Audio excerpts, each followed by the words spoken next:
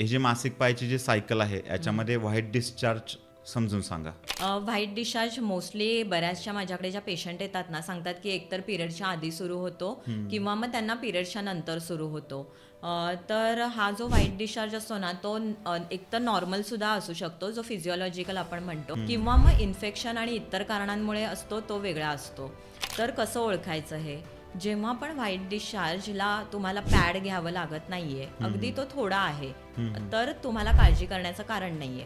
तसंच त्याला कोणताही प्रकारचा वास येत नाहीये किंवा त्याचा रंग बदललेला नाहीये, तो ट्रान्सपरंट आहे, तर घाबरण्याचं म्हणजे काही कारण नाहीये.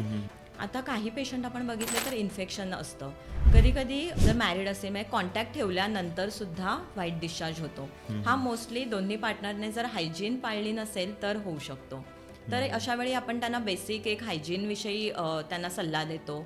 त्याशिवाय काही औषधं असतात, जसं की ना त्रिफळाचा काढा आपण त्याने योनी धावन करायला सांगतो पेशंटना, किंवा आपल्या क्लिनिकमध्ये सुद्धा आपण ते त्यांना करून देतो. त्याशिवाय योनी पिचू म्हणजे आपण काय करतो की कॉटन असतं ना, ते एका गॉजमध्ये बांधून ते पेशंटना ते एक 7 दिवसासाठी ते देतो आणि त्याच्यासोबत एक ऑइलचं बॉटल असतं, तर ते देतो. ते जे योनी पिचूचं जे गॉज पीस आहे ते त्याच्यामध्ये बुडवून आपण योनी मार्गी ते ठेवायला सांगतो. ह्याच्यामुळे जर आतले काही इन्फेक्शन्स असेल ना, तर ते छान असं क्युअर व्हायला मदत होते.